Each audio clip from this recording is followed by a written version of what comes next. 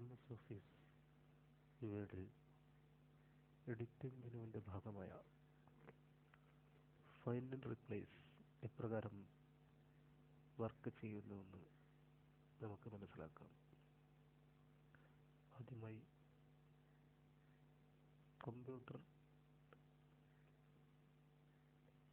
Open ചെയ്തു ഒരു word document open ചെയ്യുന്നു.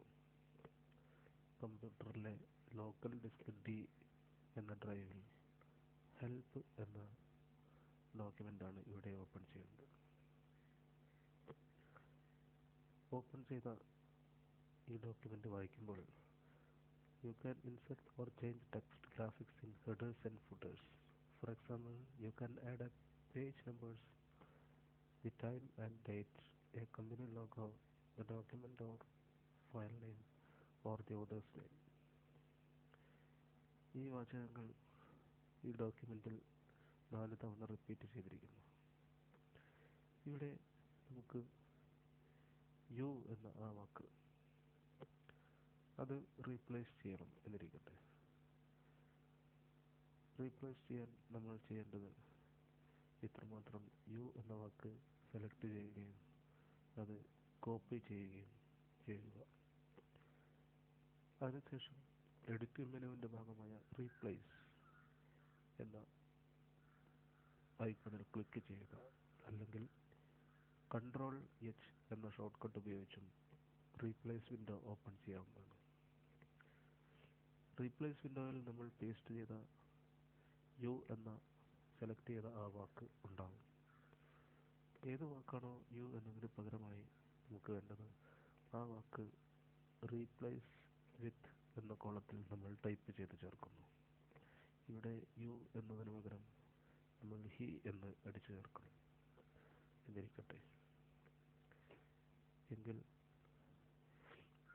യു എന്ന് ഈ ഡോക്യുമെൻറ്റിൽ എവിടെയൊക്കെ വരുന്നോ അവിടെയൊക്കെ ഹി എന്ന് മാറുന്നതാണ്.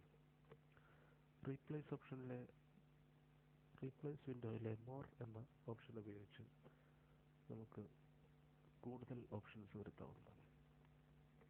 നമുക്ക് മുകൾ ഭാഗത്തും താഴേക്കോ മുകളിലേക്കോ എല്ലാ ഭാഗത്തുനിന്നും സെർച്ച് ചെയ്യുകയോ മാച്ച് കേസുകൾ മാത്രമായോ സെലക്ട് ചെയ്യാവുന്നതാണ്.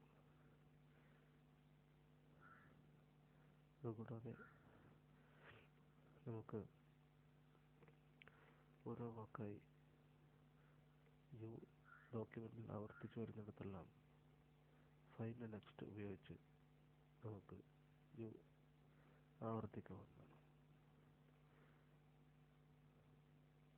അതേപോലെ തന്നെ നമുക്ക് റീപ്ലേസിലെ ഫൈൻഡ് മെനു ബോക്സ് ഓപ്പൺ ചെയ്താൽ ഇഷ്ടമുള്ള പദങ്ങൾ നമുക്ക് യു എന്ന വാക്ക് ഹൈലൈറ്റ് ചെയ്യാവുന്നതാണ്. ഇവിടെ യു എന്ന് നമ്മൾ ഹൈലൈറ്റ് ചെയ്തിരിക്കുന്നു. ദെൻ നമ്മൾ റീപ്ലേസ് ഓൾ ചേർത്ത് കഴിഞ്ഞാൽ നമ്മൾ യു എന്ന ഡോക്യുമെൻറ്റിലുണ്ടായിരുന്ന എല്ലാ ഭാഗങ്ങളും ഇപ്പോൾ ഹി എന്ന് റീപ്ലേസ് ചെയ്തതായി കാണാം. ഇപ്രകാരമാണ് MS ഓഫീസിലെ ഫൈൻഡ് ആൻഡ് റീപ്ലേസ് എന്ന ഓപ്ഷൻ വർക്ക് ചെയ്യുന്നത്.